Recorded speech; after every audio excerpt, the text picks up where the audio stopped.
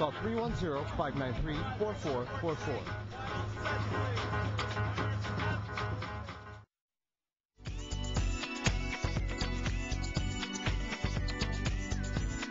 We're talking about domestic violence here on Kababayan, LA. It has to stop. And Deborah Sa, Executive Director of CPAF, or Center for the Pacific Asian Family. I know you had statistics before, right? This is an organization, nonprofit organization that mainly supports survivors, correct? Yes. Yeah. And the one form of support is giving them advice, which is what you do as a senior advocate. What does a senior advocate do? Well, I would say more that we're here, when you talk about advocating, you say you're helping people help themselves.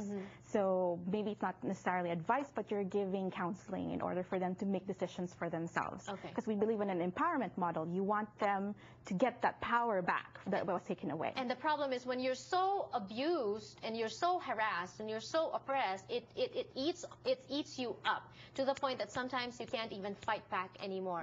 And that is why our phone lines are open today on the show. Sana po makatawag kayo, and you may call in anonymously like our first caller. Magandang hapon sa'yo. Hello, good afternoon po. Magandang hapon, yes. Go ahead. May question po ako about yung case na, kasi under po ako ng domestic violence, and now nag-court po ako about sa anak ko po. Ang question ko po is, what if matalo ako sa court, and then kung sakali kukunin yung bata at ibibigay sa asawa ko, pwede po bang mangyari na deport na lang ako after that? Pwede po bang mangyari na ano? Kasi sila sabi nila, pwede daw na i-deport. I-deport. Baka raw kunin sa kanya yung anak niya, and pwede daw ba siya i-deport kung matalo siya sa court? I guess the guy is contesting. Right. I think yes. So let me try and explain. So what she's asking is that if she goes to court, she's worried that the child will be awarded to her partner or her husband, and that she will be deported. So well, you know, we can't talk about any particular case because there are so many different things that are involved. We do encourage everyone to call our hotline to actually talk on a much more specific And we're going to give you the hotline basis. number earlier, but just based on experience, is it possible that she can get deported?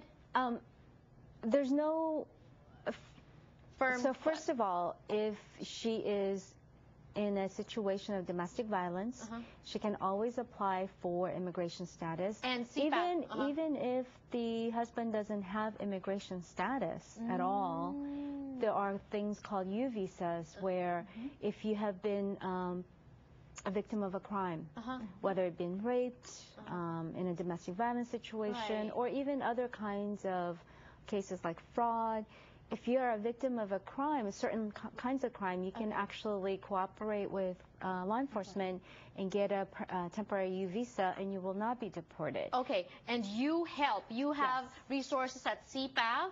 Can you give her legal assistance, like a lawyer, to help her with a case? We, our CPAF offices are located with a law firm. Okay. That's nonprofit. So all of their services are free as well. So we together help with navigate her system. Okay, and at the end of the program, we're going to give you the CPAF hotline for those of you who need more help, and that is for free, and that is anonymous, that is confidential. Our next caller is Tita Mirna. Magandang hapon po sa'yo. Hi, Janelle, this is Tita Mirna. Yes, go ahead. My question is, I know of one of my relatives that they have a domestic violence incident coming, in their family. So is it possible for me to report, you know, the situation to them and they can take care of it? We regularly have third-party callers asking for help. What we can do is provide you with as much information as we can to, for you to be able to provide information to the relative. But we cannot intervene and help with the situation until the person who's in the situation call us for help. Okay, so how about her, can she report it to the authorities, to the police? Will they do something? Will the police do something? If there's an incident going on right then and there, it doesn't have to be a relative. Anyone can report a situation, a crisis situation, and we do regularly talk to third parties. See, the thing is, it's a crisis situation, so it has to be physical. How about a text message, which is verbal, threatening, and all that? Somebody like, let's say I get something, can I show it to the cops? For somebody else? Yes. Then you can, but I don't think that they will take the case as readily as someone who is actually being abused coming in for help. And that is something I think they're fighting about that in the law, because then you wait for it to escalate into physical violence before you do something. When the abuser has been threatening already, threatening with words, when do you take an abuser's threats seriously? Well, I think it really depends. We talk about like level of lethality. We're talking about safety. So as part of the empowerment model, we believe that the person who is in the situation is the expert in what's happening. Okay. So you would know best whether is it safe for you to call somebody, is it safe for you to get out.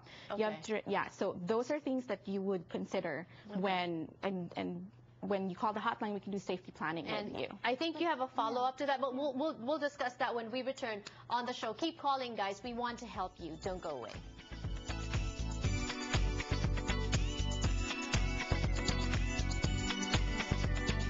They call me Pete, and it's hard for Pete to enjoy anything at 0 a.m. But seriously awesome coffee helps, because breakfast